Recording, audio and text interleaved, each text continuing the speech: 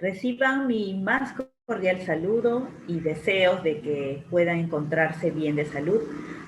Permítame compartir acerca de la educación en el Perú post-pandemia de aquí al 2050. ¿Cuál es el propósito de la educación? Esta es una pregunta fundamental. A medida que vayamos desarrollando, quizá podríamos aproximarnos a la respuesta, pero hacia el final daré una respuesta. ¿Cuáles son las competencias clave para la educación post-pandemia? Para poder responder a esta pregunta es necesario tomar en cuenta el tiempo en que nos encontramos.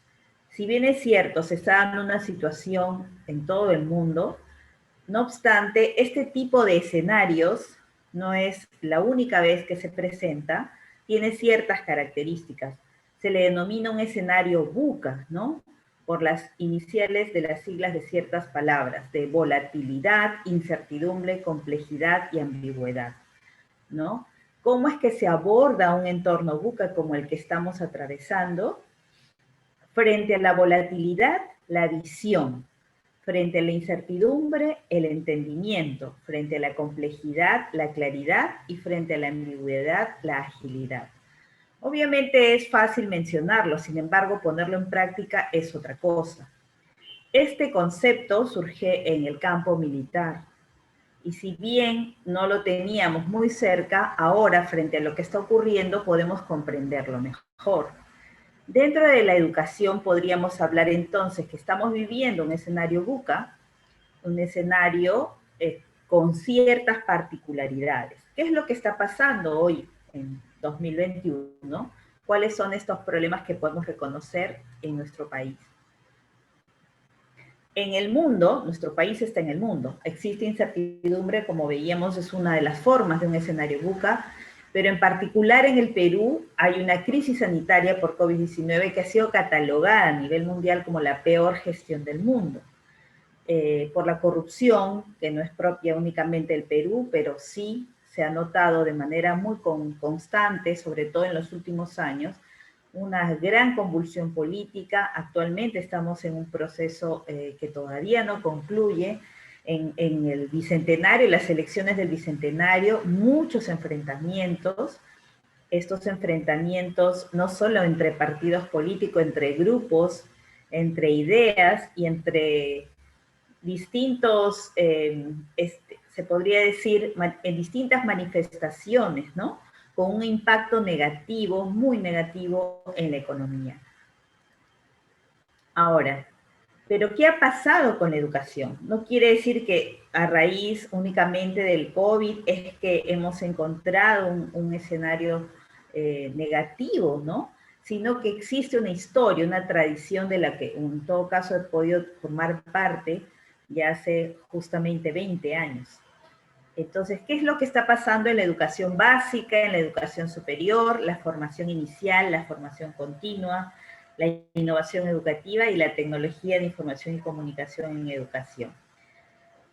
Todo este tiempo el fuerte ha estado en la educación básica, es decir, por ejemplo, ¿no? El currículo nacional de 2016-2017, la implementación de ese currículo, las normas que se fueron dando. La educación superior tuvo como énfasis el licenciamiento a través de la SUNEDU, ¿no? Hemos detectado también una serie de situaciones problemáticas a raíz del COVID, pero antes ya estaba pasando por todo este tema de crisis. La formación inicial estaba iniciando un proceso de mejora, de reforma.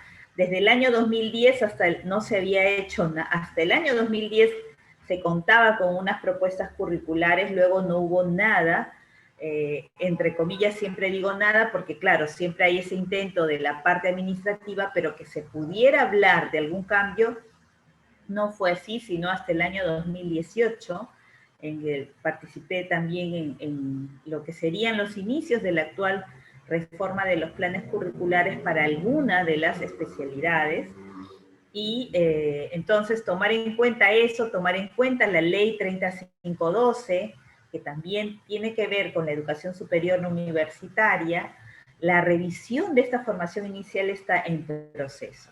La formación continua también ha tenido sus aspectos de dificultad, porque si bien es cierto, a través de Perú Educa se plantean propuestas de capacitación, la Dirección Regional de Educación de Lima y las direcciones regionales en las distintas regiones apuntan a favorecer la formación continua, ha habido una serie de circunstancias como procesos de licitación, convocatorias, que no siempre han permitido que esto sea algo fluido y que tenga una sola línea, porque hay muchas instituciones involucradas en la formación continua.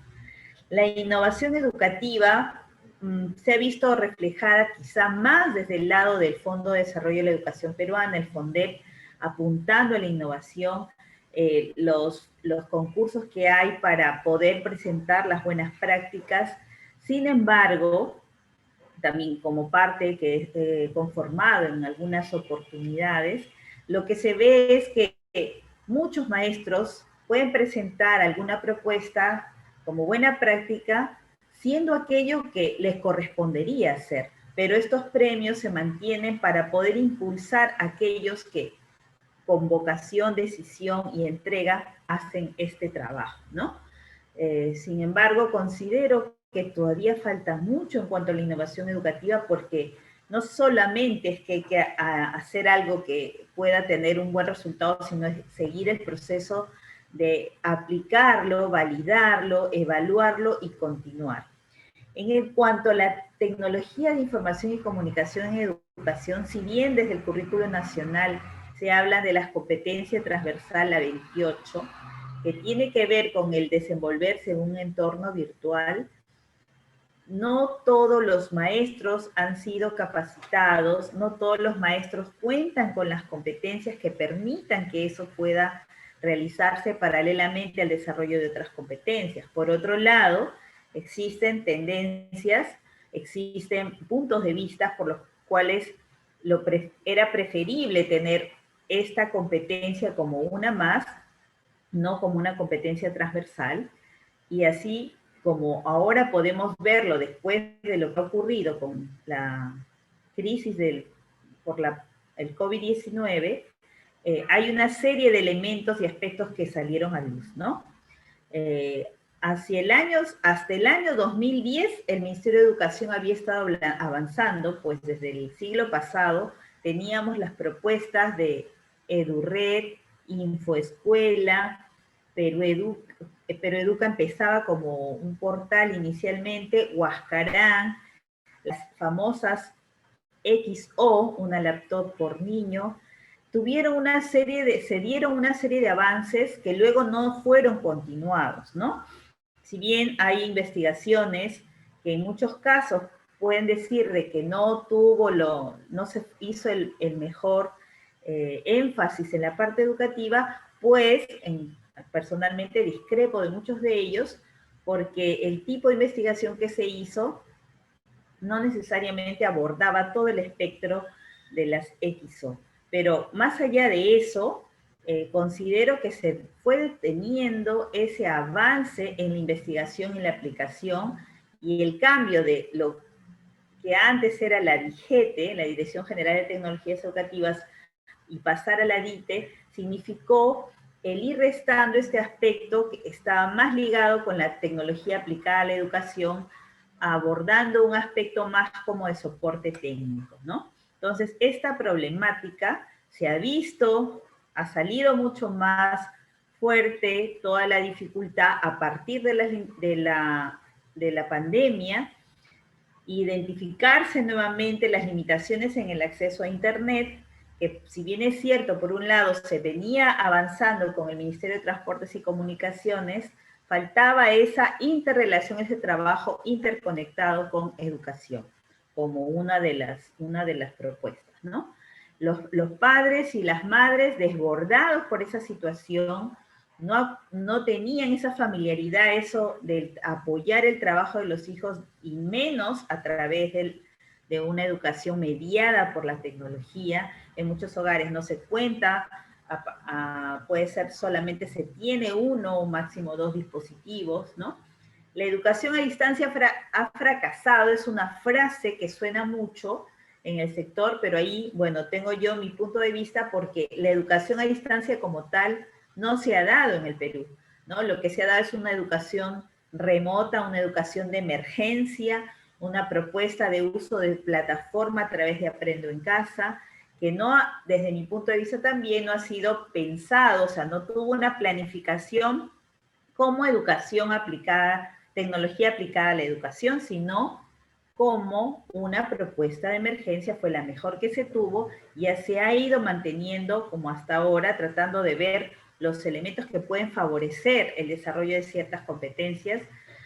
Entonces, no podríamos hablar propiamente de la educación a distancia. La educación a distancia que surgió hace mucho tiempo atrás, desde 1800 en Europa, y fue planteada para la educación superior, no para la educación básica, porque necesita, requiere, demanda de un nivel de autonomía que los niños y adolescentes todavía no lo tienen, menos en estas circunstancias, ¿no? Entonces las brechas sociales y tecnológicas se han ampliado. Si bien ahora se dice, ¿no?, que se trata del COVID, es por el COVID, es porque los profesores no estuvieron capacitados, desde mi punto de vista se trata de haber descuidado todo este tiempo esa preparación cuando a cierto nivel en las universidades, en algunas universidades y en algunas instancias formativas y educativas sí se mantuvo este interés por la educación a distancia, por la tecnología aplicada a la educación. Lamentablemente en la mayoría de los casos no se dio, ¿no? Porque se hizo énfasis en otros aspectos de educación como el currículo, la evaluación, que era lo más cercano a las normas que se vinieron dando. Entonces, ¿qué es lo que se requiere, no? ¿Qué es lo que se necesita? Un ecosistema nuevo.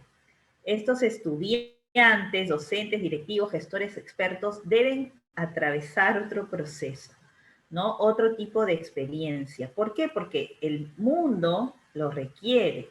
Se requiere un trabajo interdisciplinar con expertos de todas las áreas del conocimiento. Y cada experto apuntará al papel según aquello que le corresponda. Se requiere vocación, servicio, innovación y un liderazgo basado en principios, ¿no? No es simplemente quién está a la cabeza, sino basado en ciertos principios. Y no solo eso, ¿no? Sino que se requiere una nueva política nacional de educación que considere el presente y el futuro, que es esto lo que estoy planteando desde el título de mi presentación.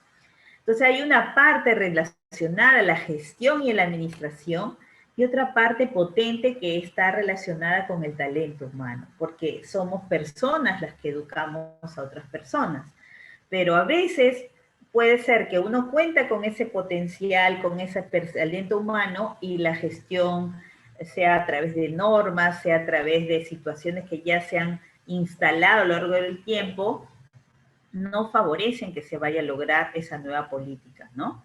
Entonces, es necesario considerar un marco referencial y normativo, enfoques curriculares y pedagógicos, no solamente curriculares, perfiles, es decir, un grupo de competencias, qué es lo que queremos como ciudadanos, un modelo pedagógico y un modelo didáctico en todos los niveles educativos, ¿no? A veces se confunde lo pedagógico con lo didáctico y entonces cuando se ve el plan curricular no vamos a poder ejecutarlo. A la vez, como decíamos, un modelo de gestión, un mecanismo que permite evaluar y seguir todo ese proceso con mecanismos de soporte, porque no surge todo lo misional de la educación, sino es con el apoyo de los aspectos de tecnología, el aspecto económico, financiero, logísticos, ¿no? Y los mecanismos de prospectiva, es decir, ¿cómo es que formo algo? ¿Qué cosa hay más allá? No me puedo quedar en algún plan que solamente voy a estar mirando acá 5 años o 10 años, tengo que tener una mayor proyección. Como ejes, propongo la integralidad, es decir, que no se descuide ningún aspecto de la persona, porque por todos estos tiempos, todo este tiempo se enfatiza mucho lo cognitivo, se menciona lo afectivo, pero falta ese trabajo en la parte emocional, en la parte espiritual, no hablo de religión, hablo de un desarrollo integral del ser.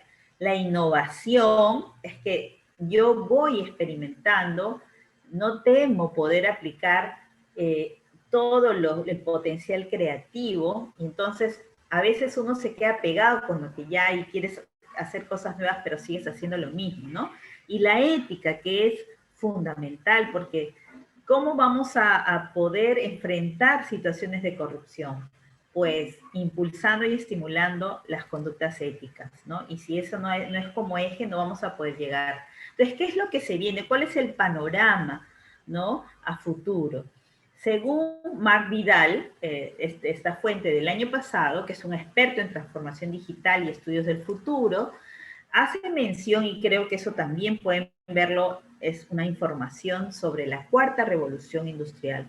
En función de esa cuarta revolución industrial, muchos de los países desarrollados y que tienen bastante iniciativa, deseosos de hacer ciertos cambios, en el año 2020, antes del COVID, antes de que a inicios, Estados Unidos, Eslovenia, Finlandia, Singapur, Japón e Israel se reunieron en Dubái, en la academia, la Escuela de Dubái del Futuro, y la Administración Global de Jain hablaron de la programación, de la enseñanza de la programación, ¿no? Como algo muy necesario.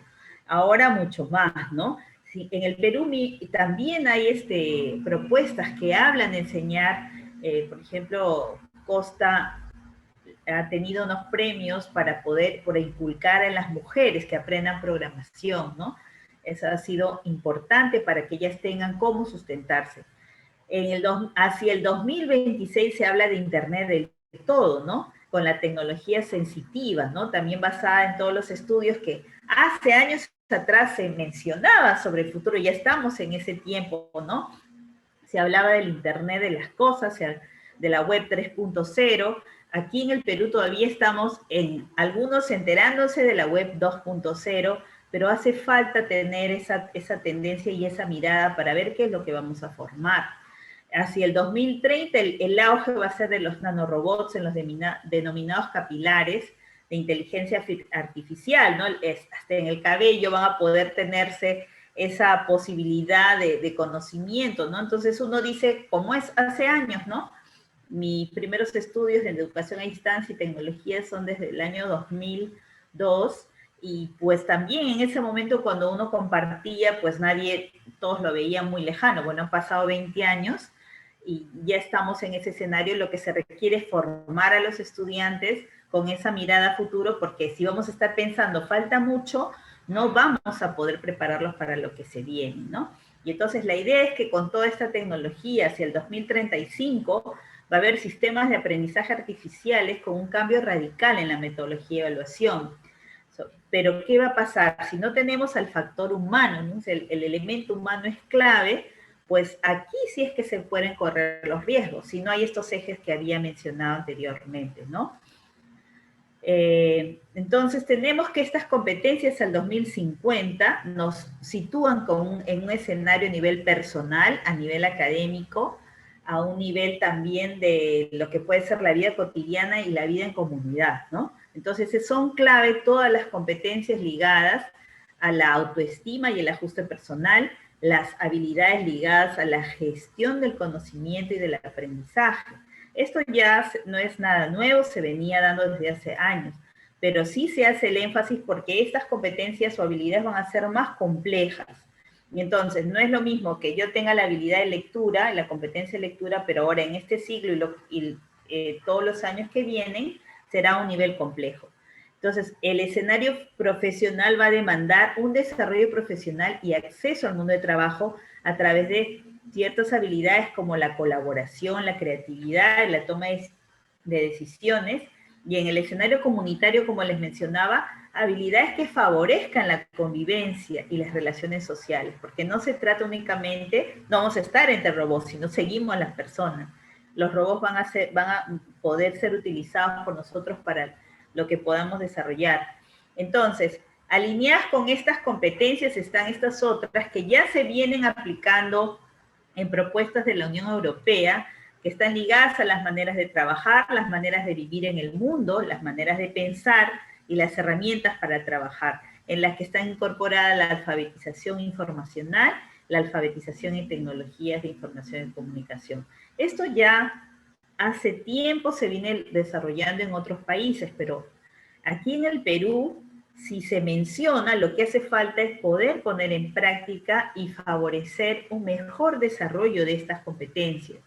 Entonces, estas maneras de vivir en el mundo nos van a retomar aquello que a inicios de este siglo se hablaba de las P21, ¿no? Todas estas competencias están ligadas a las P21, que tienen que ver con la comunicación, la colaboración, el poder tener esta competencia cultural, respeto a los otros, en la creatividad y la innovación.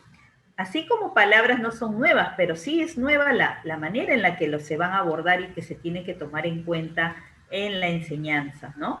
Pero si yo no lo tengo desarrollado como profesor, no voy a poder ni comprenderla, ni identificarla, mucho menos ayudar a que se desarrolle. Entonces tenemos una serie de cuestionamientos y las preguntas venían, ¿no? Recordarán primero lo que decía, ¿cuál es el fin, ¿no? ¿Qué es lo que necesitamos? Yo podría preguntar, ¿cuál sería ese perfil idóneo de un gestor? Con todo esto que hemos visto, con lo que está pasando, ¿qué rasgos debe tener quien se dedique a la docencia? ¿Qué le parecería ver si la persona que va a ser un maestro tiene equilibrio emocional, que es clave? Para el siglo XXI, según todas las investigaciones más resaltantes, hablan de que un buen docente debe tener competencia comunicativa y competencia emocional. ¿Cómo se podría desarrollar, mejorar estas relaciones entre docentes y padres de familia, ¿no? Y así, ¿por qué separamos a los estudiantes, ¿no? Por edades. ¿Qué otra forma de agrupación se sugiere y por qué? ¿Qué tipo de personas queremos formar? ¿Qué es lo más importante de la educación, ¿no? ¿Qué es un título lo que queremos? ¿Qué es lo que queremos, ¿no? En realidad, la clave es tener un propósito, ¿no? Ayudar a que tengan muy claro un propósito. Y ese propósito debe venir desde a nivel de la política, a nivel de los maestros, a nivel de los estudiantes y de las familias. Muchas gracias.